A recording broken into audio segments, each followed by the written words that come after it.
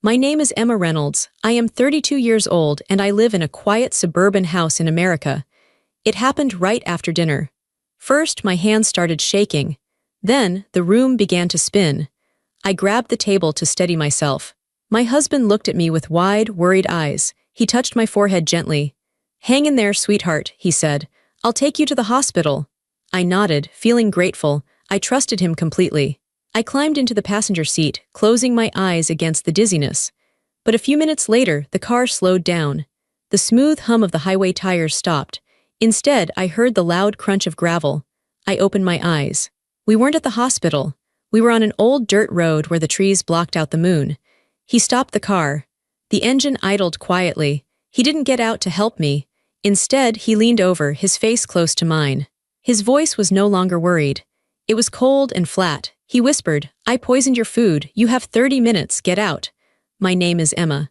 I stood on the side of that dark road and watched his taillights fade away. He thought this was the end of my story.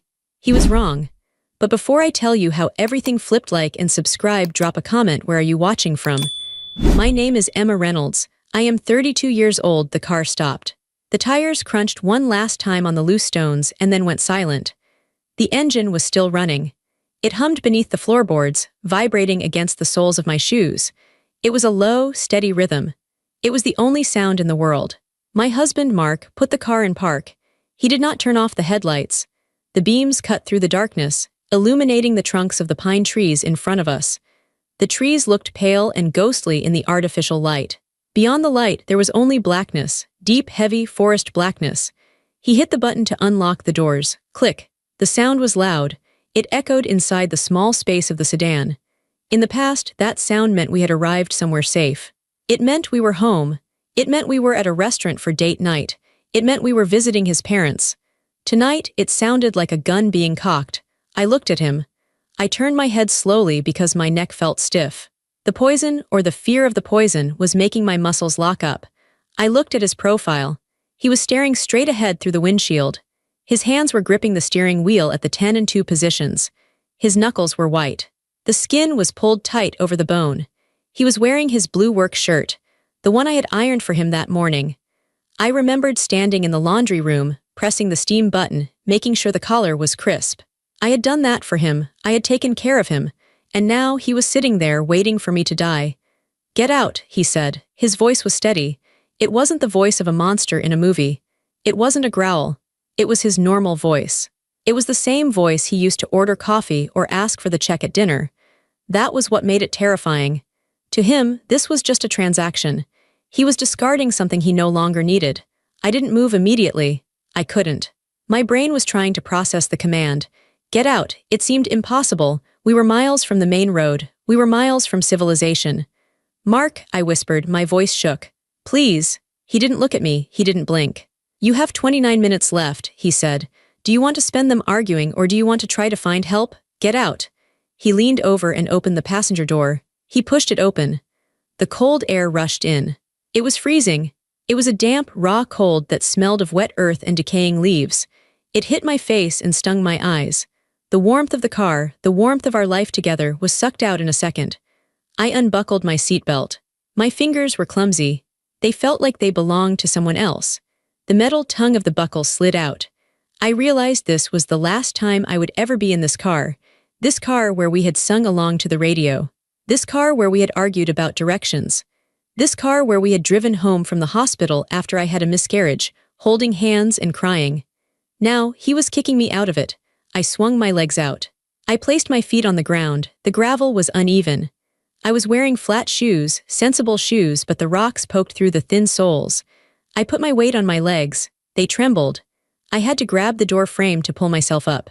I stood up. The wind whipped my hair across my face. I pushed it back. I looked at him one last time. I wanted him to look at me. I wanted him to see what he was doing. I wanted him to see the woman he had promised to love and cherish. "Mark," I said again. He turned his head. He looked at me. His eyes were dead. There was no anger. There was no sadness. There was just nothing. He looked at me like I was a stranger, like I was a hitchhiker he had picked up and was now tired of. "Goodbye, Emma," he said. He reached out and pulled the door shut. Slam. The noise was final. It severed everything. He didn't wait.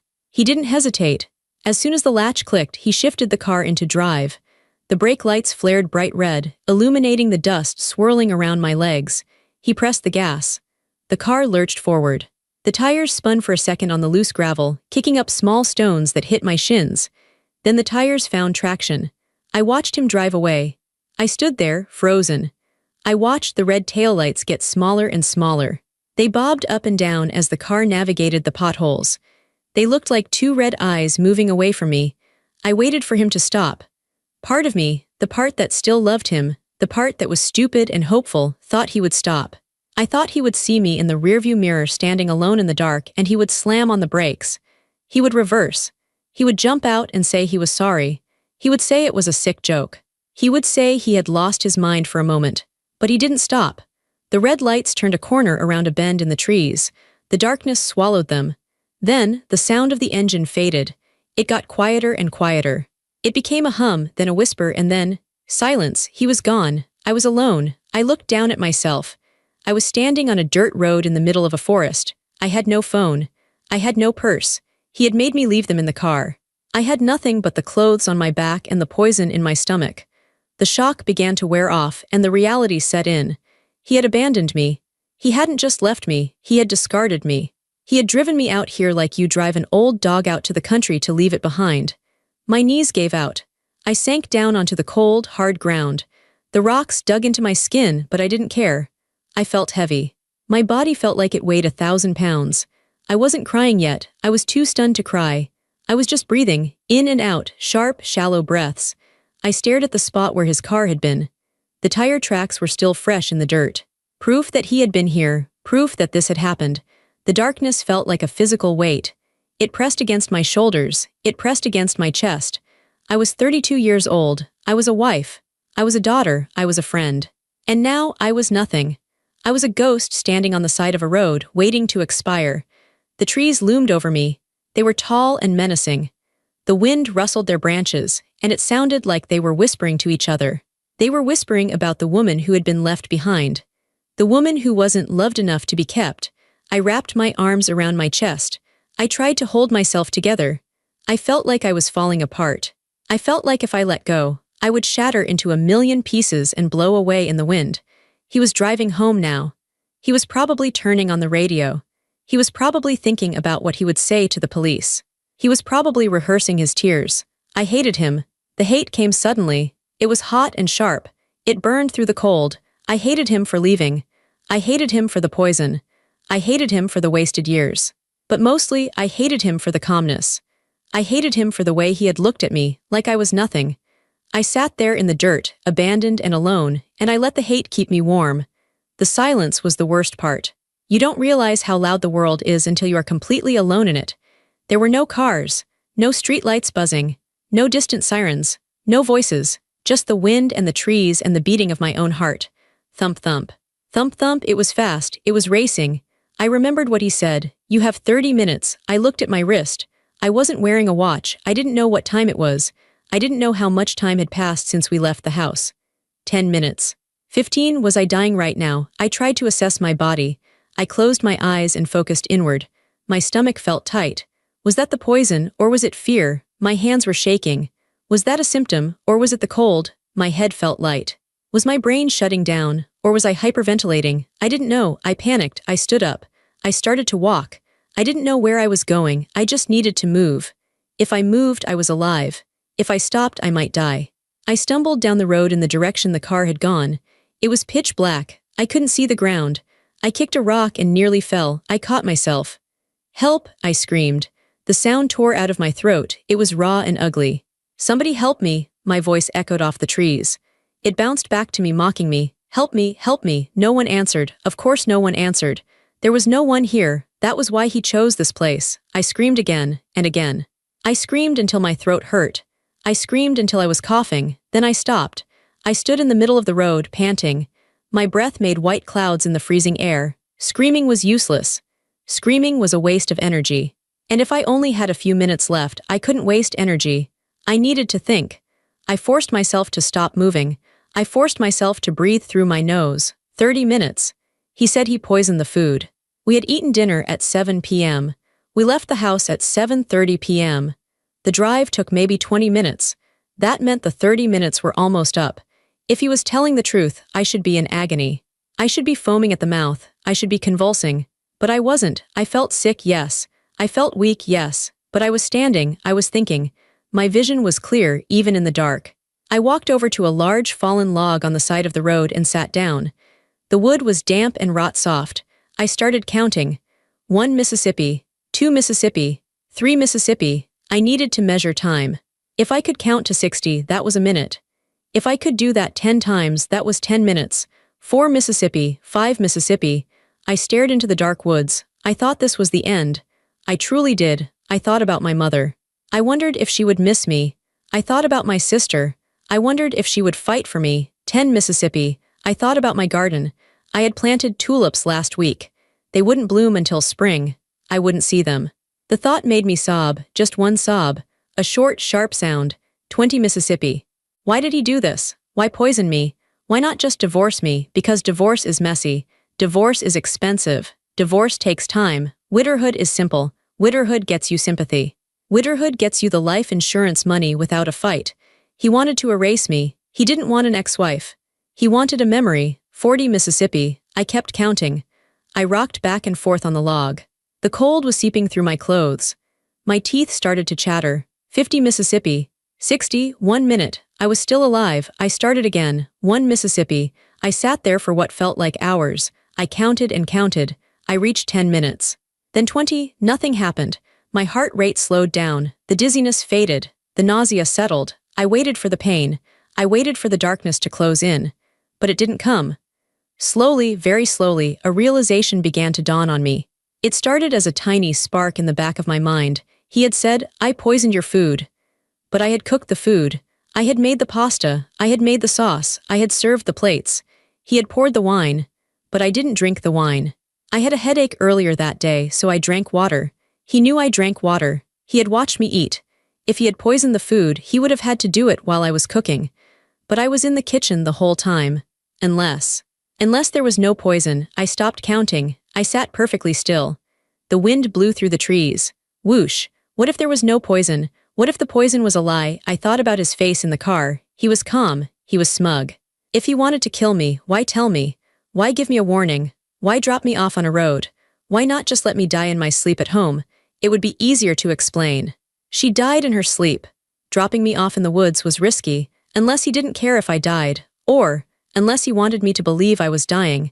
He wanted me to panic. He wanted me to run through the woods, terrified, screaming until I got lost. He wanted me to die of exposure, or he wanted me to fall and break my neck. Or he simply wanted to torture me. He wanted the last 30 minutes of my life to be pure hell. But as the minutes ticked by, 30 minutes, 40 minutes, an hour, the truth became clearer. I wasn't dying. I stood up. My legs were stiff, but they were strong. I took a deep breath. The air was crisp. It filled my lungs. I wasn't dying. He had lied. He had used my fear as a weapon. He had used my trust to break me. He thought I would collapse. He thought I would curl up in a ball and give up. He thought this was the ending. He thought the screen would fade to black and the credits would roll. But I was still here. I looked down at my hands. They had stopped shaking. I made a fist. I squeezed tight. I felt the strength in my fingers. I wasn't a ghost. I was a woman, and I was alive. A strange feeling washed over me. It wasn't relief. It was something harder. It was something colder. Betrayal doesn't explode like a bomb. It hums. It's a low frequency that vibrates in your bones. It changes the structure of who you are. I looked down the dark road. I didn't know where it led, but I knew I had to walk it. I wasn't going to die here. I wasn't going to give him that satisfaction. He had driven away thinking he was free. He thought he had left a corpse behind. He was wrong. He had left a witness. I started to walk. I didn't run. I didn't scream. I just walked. One foot in front of the other.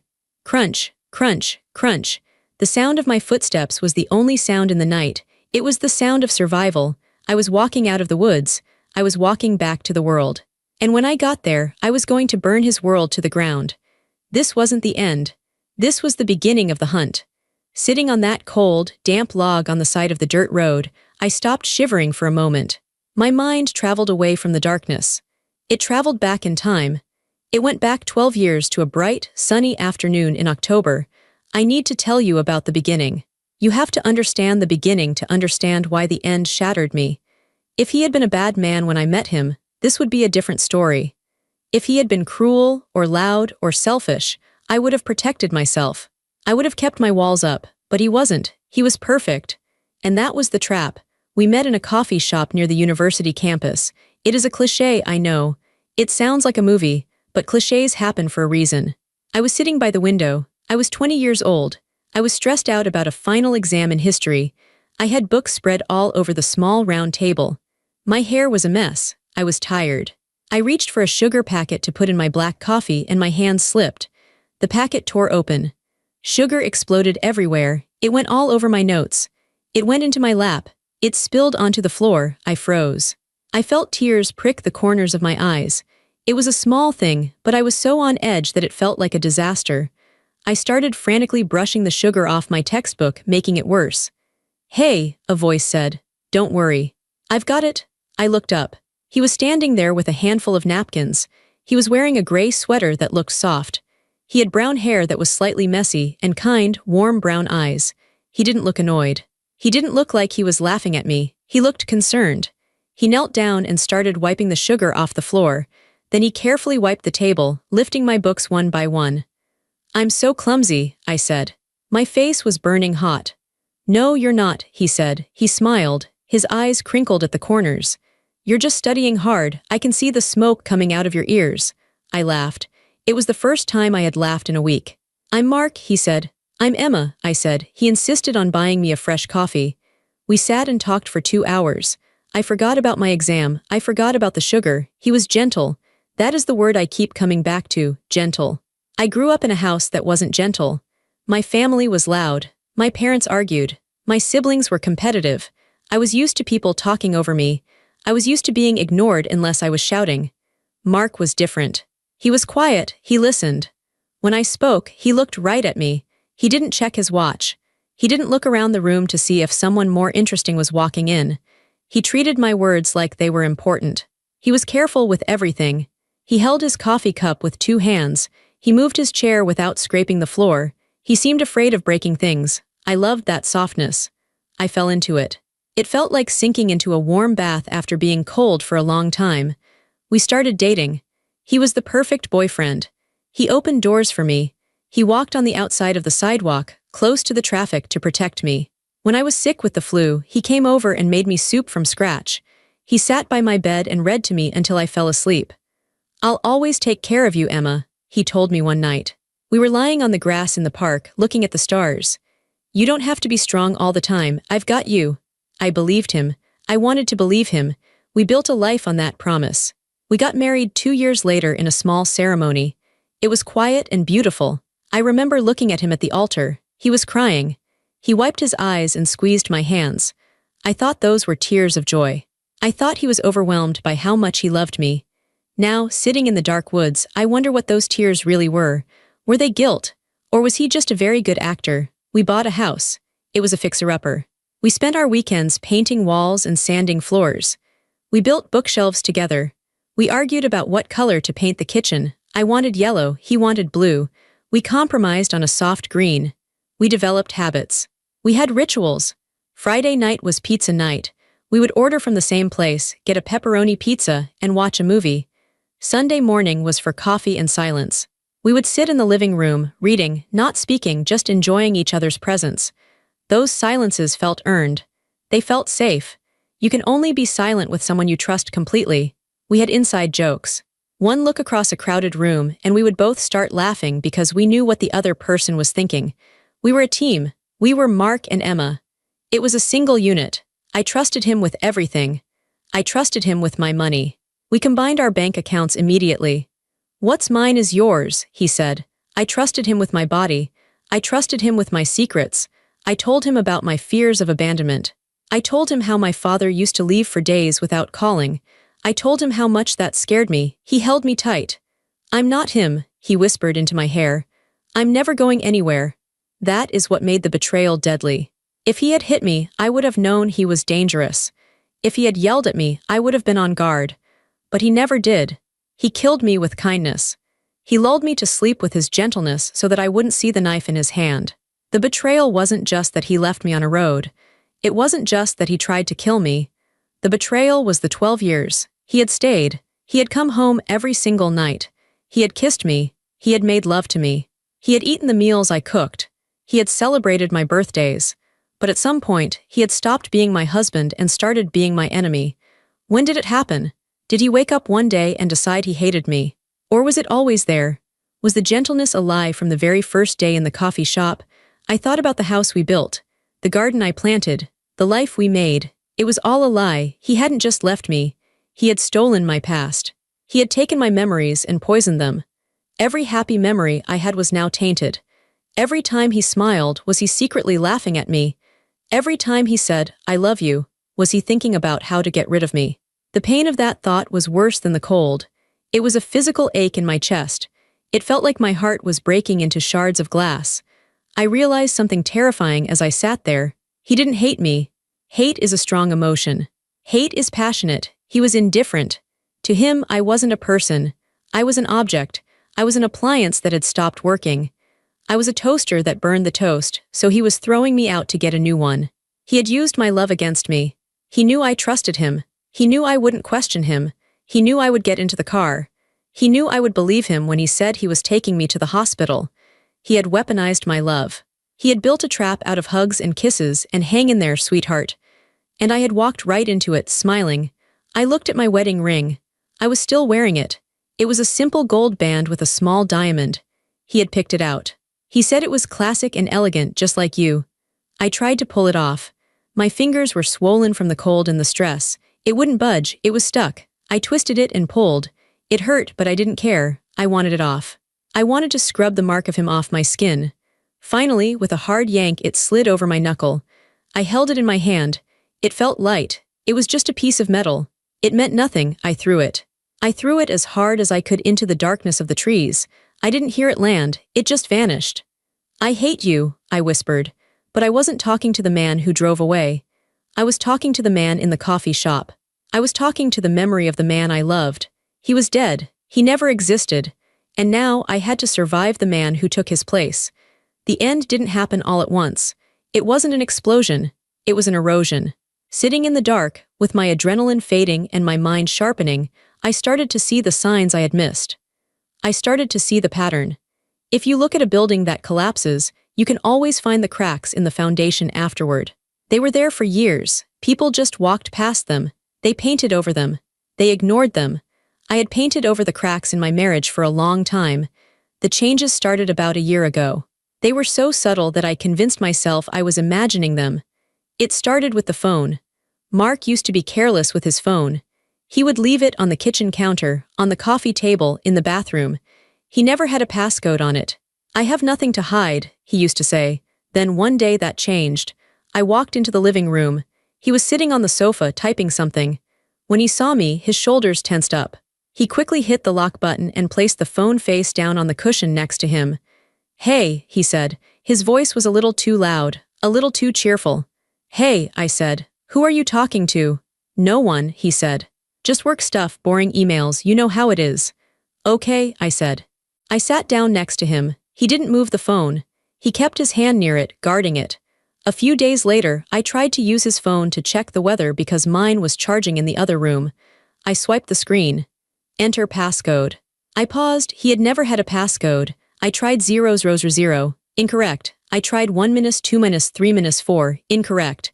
"Mark," I called out. "What's your code? I just need to check the weather." He came into the room quickly. He took the phone out of my hand. He wasn't aggressive, but he was firm. "I had to put a lock on it," he said smoothly. "Company policy, new security rules at the office." "Sorry." He unlocked it himself, checked the weather, and told me it was going to rain. He didn't hand the phone back. I believed him. Why wouldn't I? He worked in finance. Security made sense. Then came the appearance changes. Mark had always been a jeans and t-shirt guy. He didn't care about fashion. He didn't care about grooming. Suddenly, he started buying new clothes, expensive shirts, tailored slacks. "I need to look sharper for the clients," he said. "I'm up for a promotion." Then the cologne.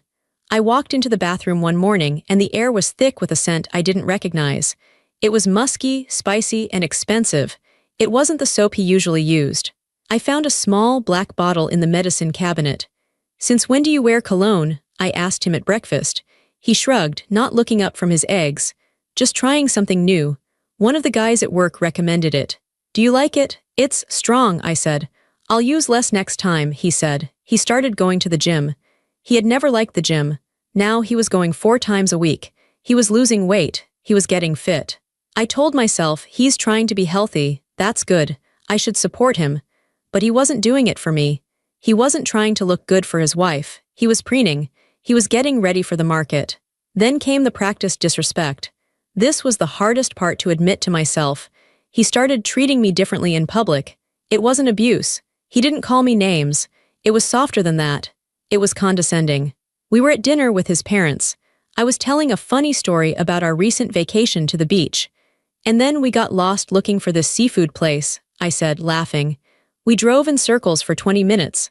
Mark cut in. He put his hand on my arm. It looked affectionate, but his grip was tight.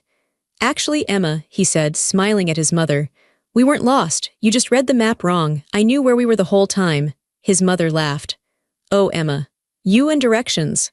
I felt my face get hot. I thought the map was confusing." "It was a straight line, honey," Mark said. He patted my hand. "It's okay. Not everyone has a sense of direction."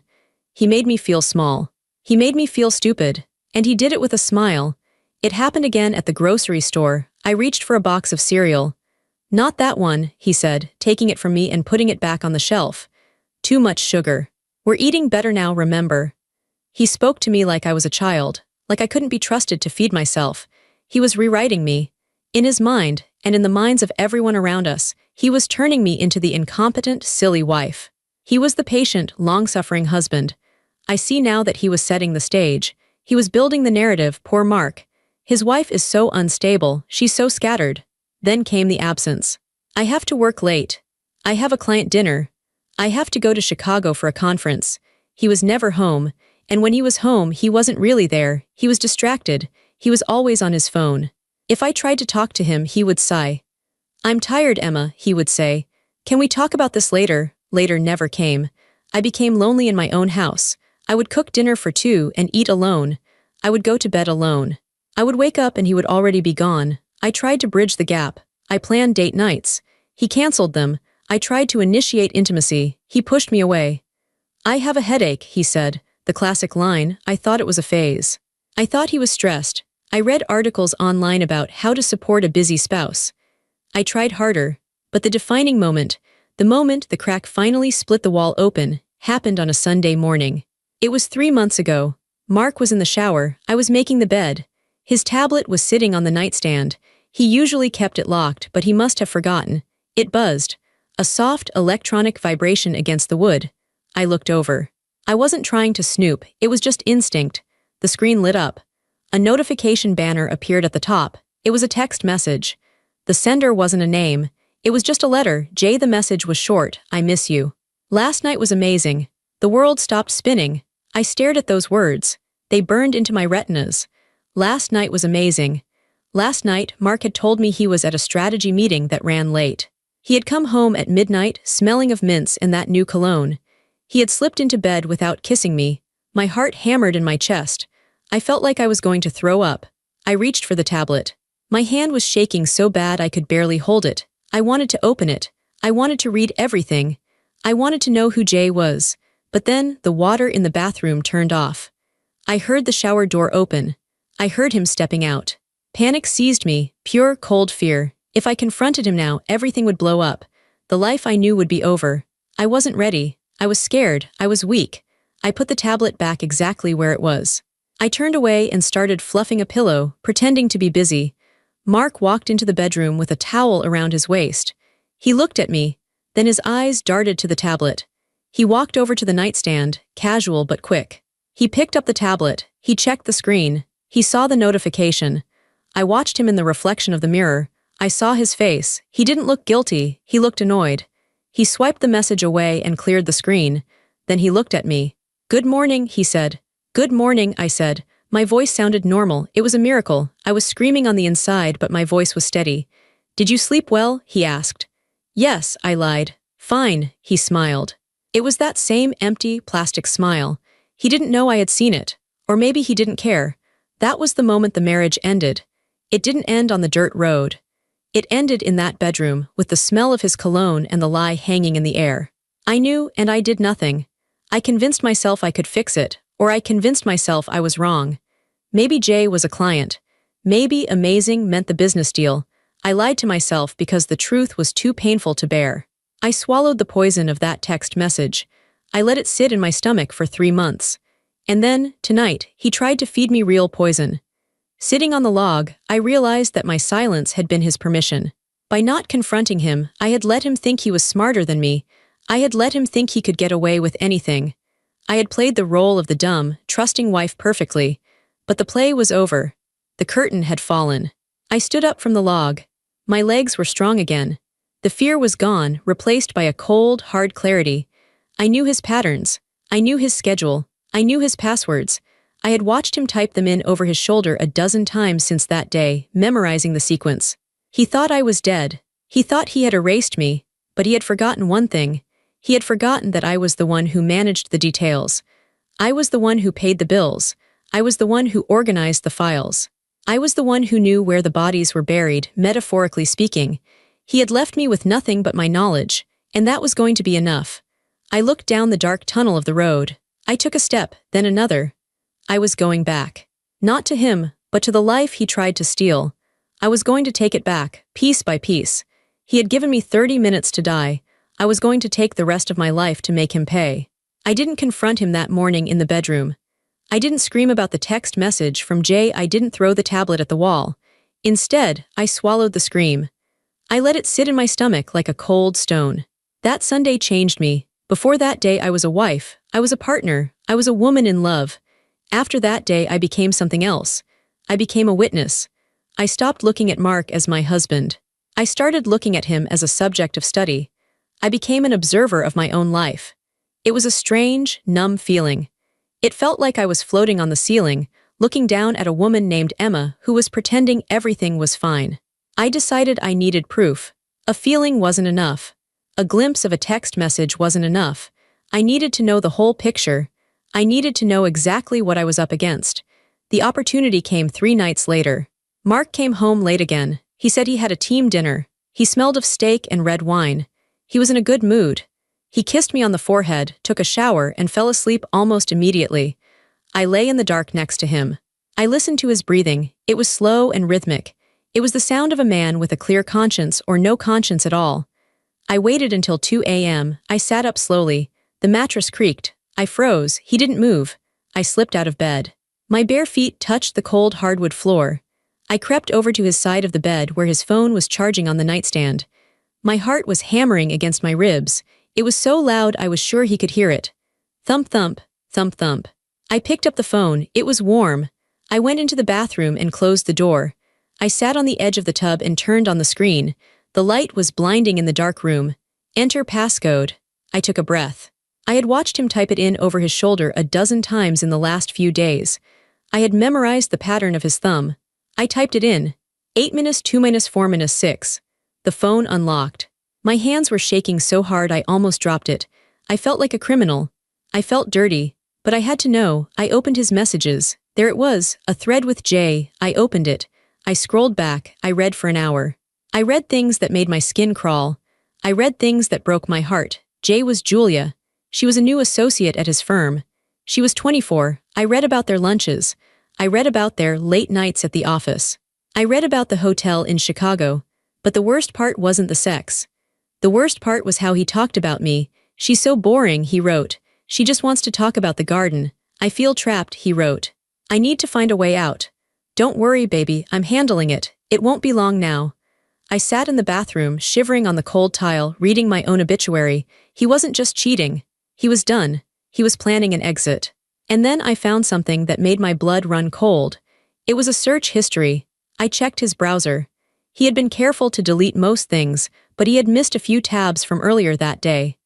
Life insurance payout terms for spouses. Untraceable poisons. Symptoms of heart failure.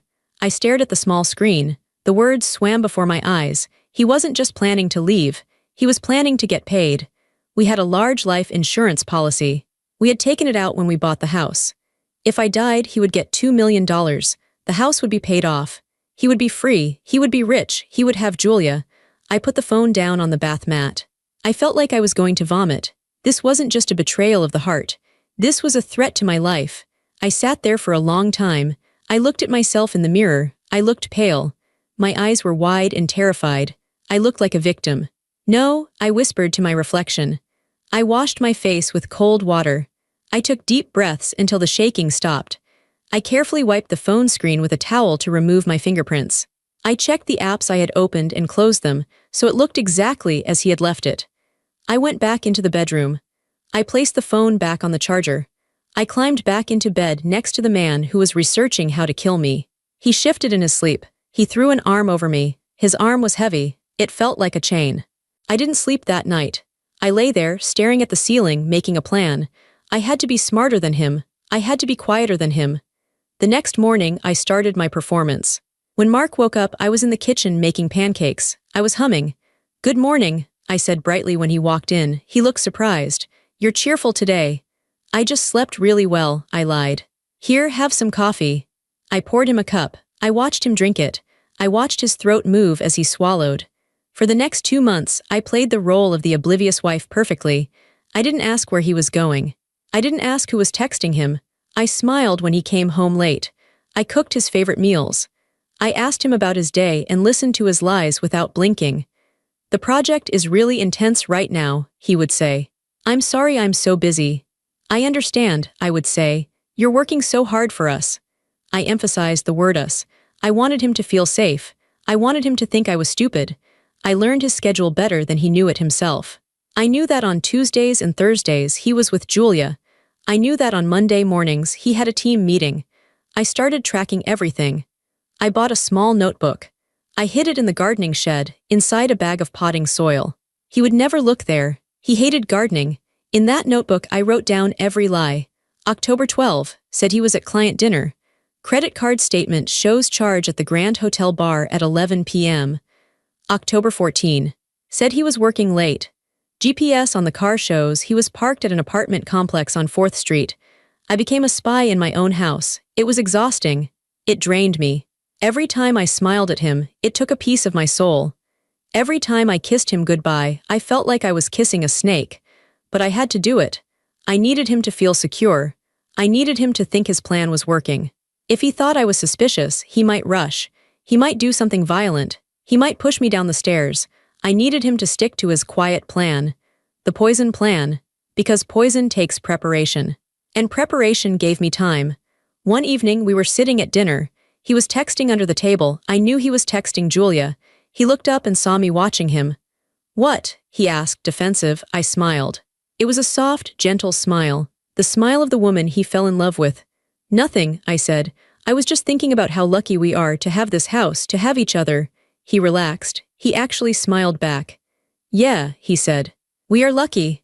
In that moment, I saw the relief in his eyes. He thought he had me fooled. He thought I was a sheep waiting for the slaughter. He didn't see the wolf sitting across the table. He didn't know that I had already been to a lawyer. He didn't know that I had already moved the money. He didn't know that I was waiting for him to make his move so I could make mine. I passed him the salt. "Eat up," I said. I watched him eat. I wasn't just his wife anymore. I was his witness. And I was building the case that would destroy him. People think revenge is loud. They think it involves screaming matches, slashed tires, and clothes thrown out on the front lawn. They think it's a moment of passion where you lose control. That is amateur revenge. Real revenge is quiet. Real revenge is patient. Real revenge is legal. After I found the search history on his phone, the searches about poison and life insurance, I knew I didn't have much time. But I also knew I couldn't just run to the police. Police need evidence. My husband looked up poison on Google, might get him a visit, but it wouldn't put him in jail. And if they visited him and didn't arrest him, he would know I was onto him. He would just change his method. He would become more careful or more violent. I needed to catch him in the act. I needed him to try. But before that, I needed to protect myself. My first step was the lawyer. I took a day off work. I told Mark I was going to visit my sister in the next town over. I actually drove 2 hours in the opposite direction, to a city where we knew no one. I found a lawyer named Sarah. She was older, sharp, and had eyes that had seen everything. I sat in her office and told her the truth. I told her about the texts. I told her about the search history. I told her I was afraid for my life. She listened without interrupting. She took notes on a yellow pad. "You need to leave," she said. "Now, tonight, go to a hotel. Go to your parents." "I can't," I said. "If I leave, he wins. He keeps the house. He keeps the money, and he gets away with planning my murder. He'll just find someone else to hurt." "Emma," she said. "This is dangerous." "I know," I said. "But I have a plan. I just need you to handle the legal side. I need to make sure that if anything happens to me, he gets nothing. And I need to make sure that when I take him down, he stays down."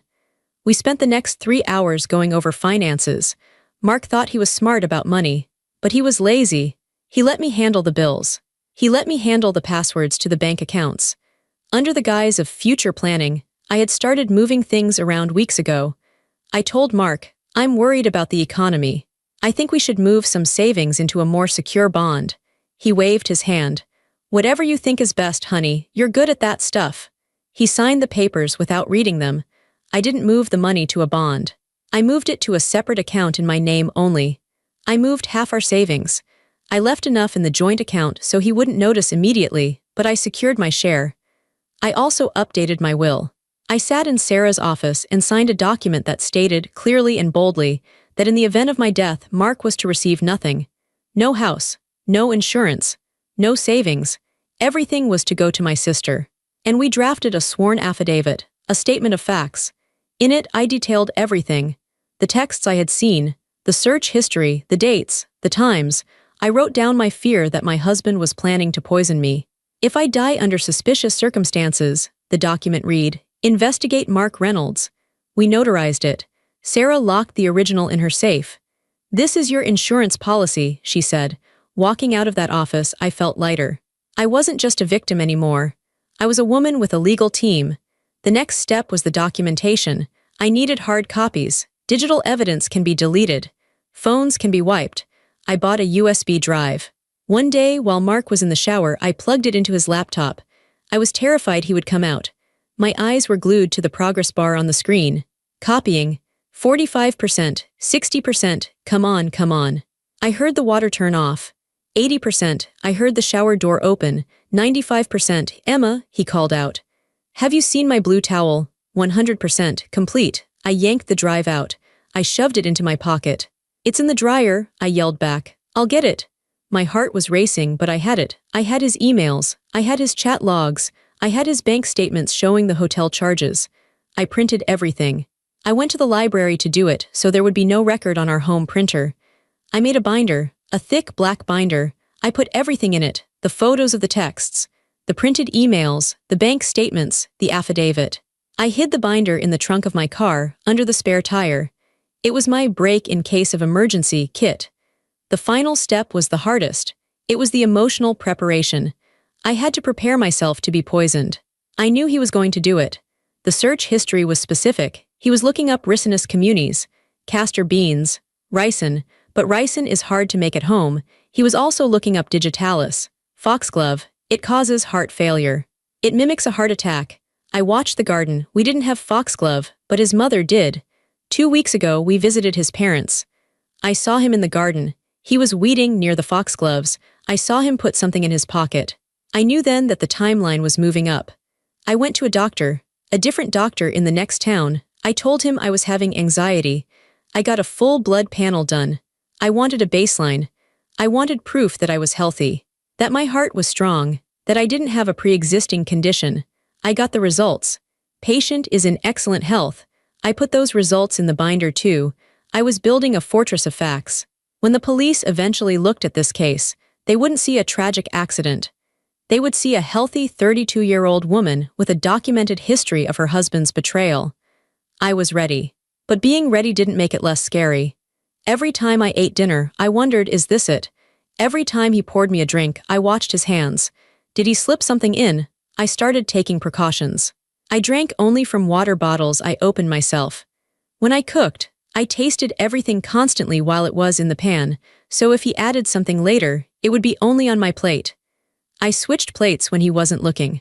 I would pretend to drop a fork, and when he looked down, I would rotate the dishes. It was a game of Russian roulette played at the dinner table. And then tonight came. I knew tonight was the night. How did I know? Because he was too nice.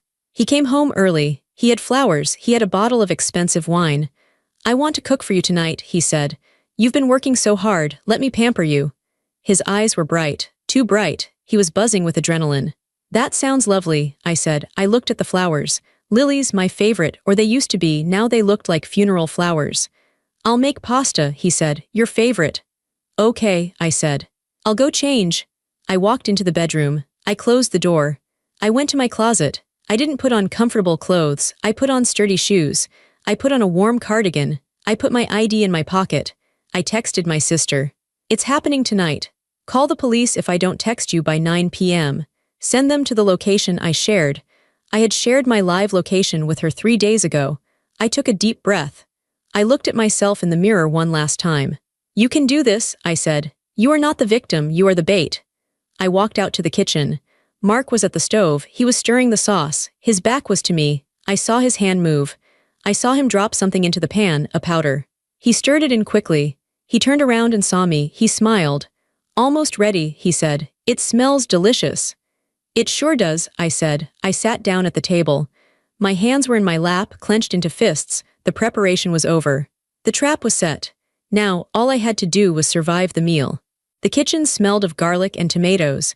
It was a smell I used to love. It meant comfort. It meant family. Now it smelled like a crime scene. Mark was standing by the stove. He was stirring the sauce with a wooden spoon. He looked relaxed. He was humming a little tune. It was a song we used to dance to at weddings. The fact that he could hum it while preparing to kill me made my stomach turn. I sat at the dining table. My hands were in my lap, gripping the fabric of my skirt. I was checking my pockets mentally. Right pocket, the small burner phone I bought with cash 3 days ago. Left pocket, a small audio recorder already turned on. I had taped the recorder's light with black electrical tape so it wouldn't show through the fabric. Almost done, Mark said. He turned to me and smiled. I made it spicy, just the way you like it. Thank you, I said. I'm starving. I wasn't starving. I was terrified, but I had to play the part. I had to be the unsuspecting victim. He turned his back to me to plate the food. I watched him in the reflection of the microwave door. It was blurry, but I saw the motion. He reached into his pocket. He pulled out a small packet. He sprinkled it over one of the plates.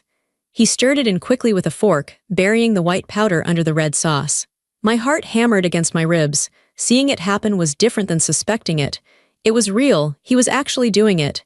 He picked up the 2 plates. He turned around. Here we go, he said. He walked to the table. He placed the poison plate in front of me. He placed the safe plate in front of himself. Bon appetit, he said. He sat down. He picked up his fork. He looked at me, waiting. He wanted to see me take the first bite. He wanted to see the seal break on his plan. I picked up my fork. My hand trembled. I didn't have to fake the trembling. Mark, I said, could you get me some water? I forgot to pour a glass. He hesitated. He looked at the food, then at me. He didn't want to leave the table. He wanted to watch. Sure, babe, he said finally. I'll get it. He stood up and walked to the fridge. His back was to me. This was it. I didn't switch the plates. That's what they do in movies. In real life, plates are heavy and ceramic and they clatter. If I moved them, he might hear. Instead, I did something I had prepared for. Days ago, I had found his stash. I found the small bag of white powder hidden in his toolbox in the garage. I had taken a sample and brought it to a pharmacist friend in the next city. It was digitalis. Foxglove, deadly in high doses. I didn't flush it. If I flushed it, he would know I knew. Instead, I had emptied the bag. I replaced the digitalis with a mixture of crushed aspirin and sugar. It looked exactly the same. So, as I sat there looking at the plate of pasta, I knew the white powder in the sauce wasn't poison. It was just a headache cure mixed with sugar, but he didn't know that. He thought he was feeding me death. He came back with the water. He set it down. Thanks, I said. I took a bite of the pasta. He watched me chew. His eyes were dark and focused. It was the look of a predator watching a mouse. How is it? He asked. It's good, I said. A little sweet maybe. I added a pinch of sugar, he said quickly, to cut the acidity. I ate half the plate. Every bite felt like ash in my mouth. I was eating with a man who wanted me dead. I was looking at his hands, hands that I used to hold, and realizing they had just tried to end my life. I waited 10 minutes. Then I started the performance. I dropped my fork. It clattered loudly on the china. Emma, he asked. What's wrong? I put a hand to my forehead. I blinked rapidly. I don't know, I said. My voice was breathless. I feel dizzy. I grabbed the edge of the table. I swayed in my chair. Mark stood up. He didn't look scared. He looked excited.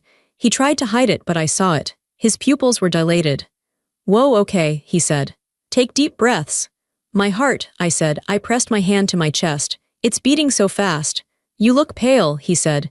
Maybe it's food poisoning or an allergic reaction. He was setting the narrative already. I think I need a doctor, I whispered.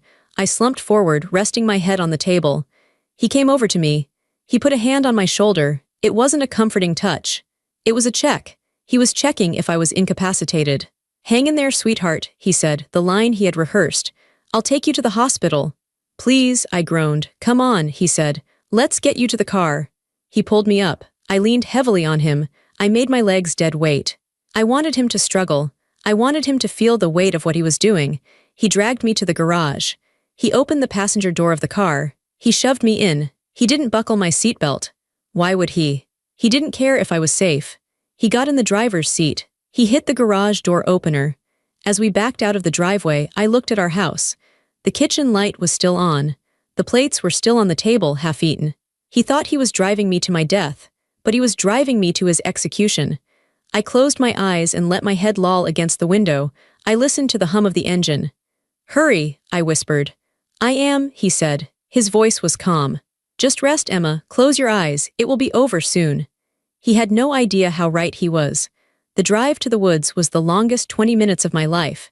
I kept my eyes closed, pretending to be fading in and out of consciousness. I felt the car turn off the highway. I felt the smooth asphalt turn into rough gravel. The car bounced and swayed. When he stopped the car and told me to get out, when he told me I had 30 minutes to live, I played my part. I stumbled out. I looked terrified. I watched him drive away.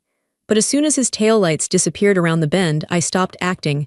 I stood up straight. The dizziness vanished. The weakness was gone. I reached into my pocket and pulled out the burner phone. It was 7:58 p.m. I dialed 911. Emergency, the operator said. My name is Emma Reynolds, I said. My voice was clear and steady. I am on the old logging road off Route 9, about 2 miles past the bridge. My husband just abandoned me here. He told me he poisoned me. Ma'am, are you safe? I am safe for now, I said. But he is coming back. He thinks I'm going to die here. I need police and an ambulance immediately. I have evidence. We are dispatching units now. Stay on the line. I can't, I said. I need to hide. Just get here. I hung up. Then I texted my sister. He did it. Police are coming. Meet me at the station. Then I waited. I didn't have to wait long. Mark wasn't just going to leave me there. He needed to find me. He needed to be the one to call the police. It looked better for him if he was the frantic husband who realized his wife was missing and retraced his steps. 10 minutes later, I saw headlights. They were coming from the direction of the highway. But they weren't police lights. It was his car. He was coming back to check. He wanted to make sure I was dead before he made the call. He pulled up to the spot where he had dropped me. He left the engine running. The headlights cut through the dark woods. I stepped out from behind a large oak tree. I walked right into the beam of light. I stood there, arms crossed, staring at the windshield. He gasped.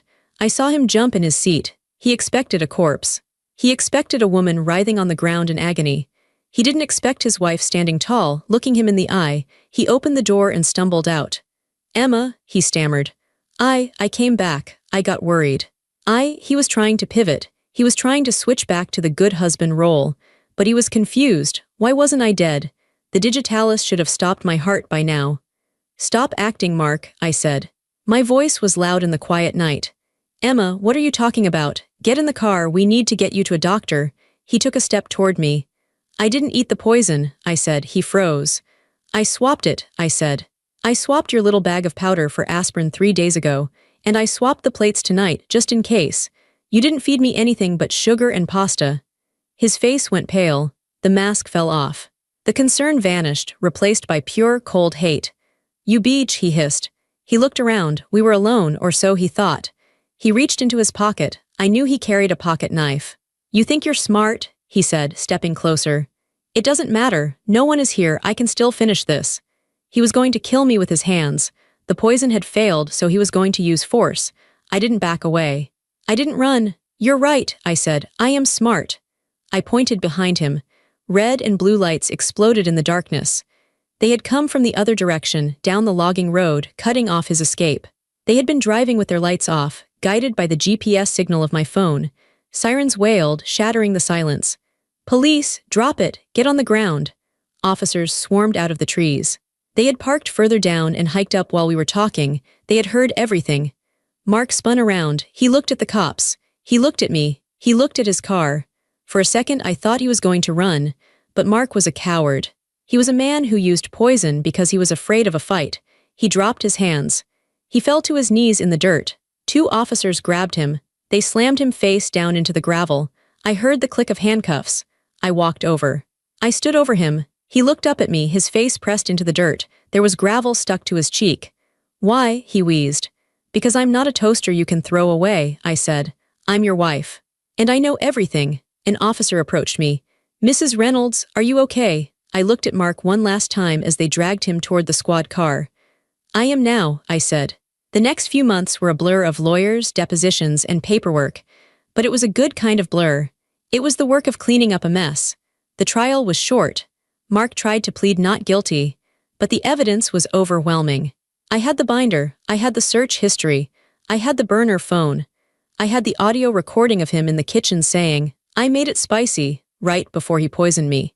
I had the recording of him on the road calling me a beach and threatening to finish this. My lawyer, Sarah, was brilliant. She laid it all out. She showed the jury the life insurance policy he had tried to cash in. She showed the text to Julia. Julia testified too. She turned on him the moment the handcuffs went on. She claimed she knew nothing about the murder plot. Maybe she did, maybe she didn't. I didn't care about her. She was just a pawn. Mark was sentenced to 25 years for attempted murder and conspiracy. I watched him being led out of the courtroom. He looked smaller than I remembered. His expensive suit didn't fit him anymore. He looked old. He didn't look at me. I walked out of the courthouse and into the sunlight. My sister was waiting for me. She hugged me tight. It's over, she said. Yes, I said. It is. I went back to the house. Some people told me I should sell it. They said it had too many bad memories. They said it was haunted by what happened. But I refused. I built this house. I sanded the floors. I painted the walls. I planted the garden. Why should I leave? He was the one who broke the vows. He was the one who left. I kept the house, but I changed it. I painted the kitchen yellow, the color I had always wanted, but he said was too bright. I dug up the foxgloves in the backyard and burned them. I planted sunflowers instead. Big, tall, happy sunflowers that faced the light. I sat in the living room one evening, about a year after the arrest. It was quiet. For a long time, silence used to scare me. Silence used to mean he was plotting. Silence used to mean I was alone. But now the silence felt different. It felt clean. It felt peaceful. I had my tea. I had a book. I had my dog, a rescue golden retriever named Barnaby who snored softly on the rug. I looked at my hand. The ring was gone. The pale strip of skin where it used to be had tanned over. You couldn't even tell I had ever been married. People ask me if I'm angry. They expect me to be bitter. They expect me to hate all men. I tell them no.